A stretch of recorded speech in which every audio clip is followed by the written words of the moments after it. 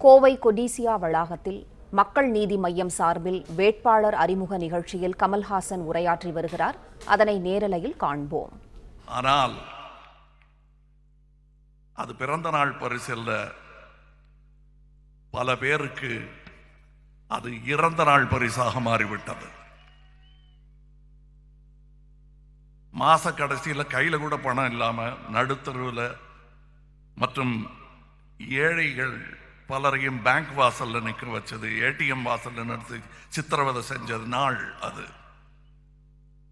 இன்னொரு தேதிக்கு வருவோம். 23 ஜனவரி 2017 இளைஞர்கள் தன்னெழுச்சியா நடத்தி அதை தேசிய ஊடகங்கள் கொண்டாடின ஜல்லிக்கட்டு போராட்டத்தில் மாவோயிஸ்ட் கலந்துட்டாங்கன்னு கதை விட்டு எங்க மாணவனையும் மீனவனையும்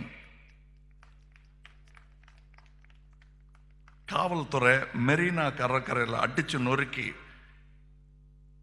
எங்கள் மாணவர்களின் போராட்டத்திற்கு கருப்பு சாயம் பூசியது அந்த நாள் அது. 5 பிப்ரவரி 2017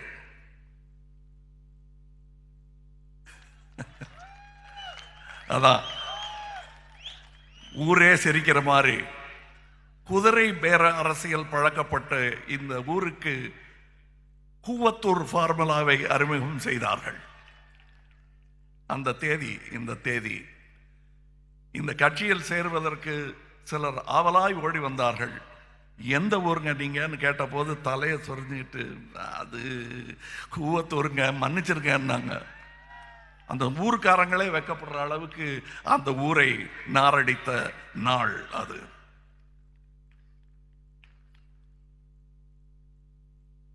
தமிழ்நாட்டில் முக்கியமான இன்னொரு தேதி 22 ஏப்ரல் 2017. தமிழ்நாட்டில் போராட்டினா உங்க கண்ணுக்கு தெரிய மாட்டேங்குதுன்னு டெல்லிக்கே வந்து 28 நாள் போராடி உயிரை விட மானம் பெருசுன்னு நினைச்சவங்களோட கோணத்தை எல்லாம் உருவி உங்களுக்கு மரியாதை இவ்வளவுதாண்டான்னு ஊருக்கு திருப்பி அனுப்பி வைத்த நாள் அது. செப்டம்பர் 2017 அரியலூர்ல அனிதாங்கிற 12ஆம் வகுப்பு பெண்ணின் டாக்டர் கனவுகளை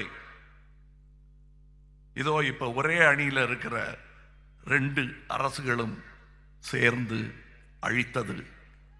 கனவை அந்த பெண்ணை கொன்றது. அது எப்படிங்க கொன்னதுன்னு சொல்றீங்க? அது தற்கொலை இல்லையா?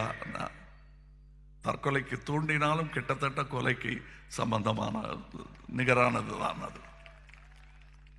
கைப்படாமல் தூரத்திலிருந்தே சட்டம் போட்டு செய்த கொலை அது. 5 செப்டம்பர் 2017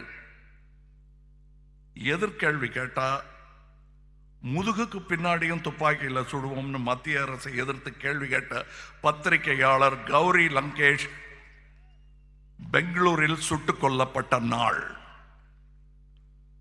25 நவம்பர் 2017.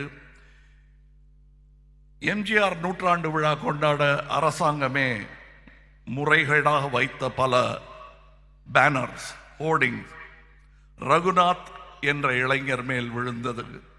இதோ